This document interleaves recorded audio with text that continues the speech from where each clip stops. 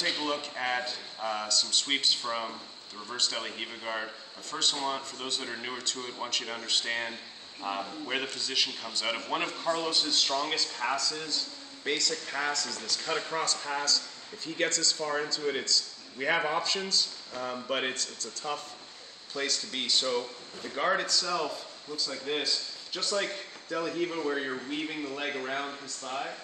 We're going to do the same thing from the inside so that as he's trying to cut across, we're right here. We're going to grab his ankle and put this foot on his hip. Now, just the leg position alone makes it tough for him to get that knee to the ground, but he can still grind it through. With my hand under my leg, or my arm under my leg rather, it's even harder for him to get it through for two reasons. One, because there's something underneath my leg. Two, because if I've got his ankle, he can't bring his ankle up. It's very hard for him to bring his knee down. But still, he can grind through. So this foot on the hip is designed to keep the pressure off.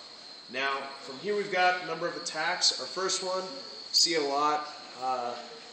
High level guys like to spin to the back. So it looks like this.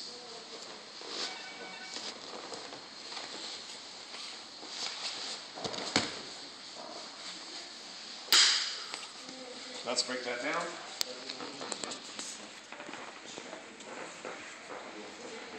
So from this grip where I'm cupping his ankle, we're going to spin, but we're going to weave in behind his ankle, so we're using the back of our hand.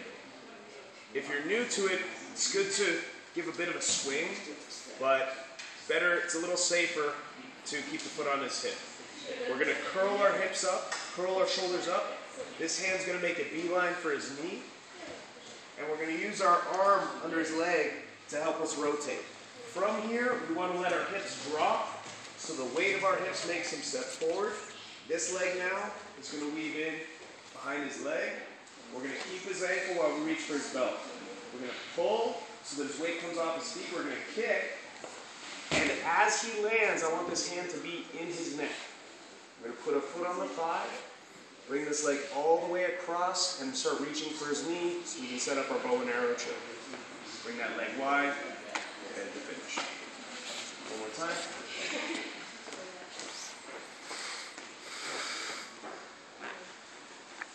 So we're here, at least having stopped this pass, if not setting up our attack.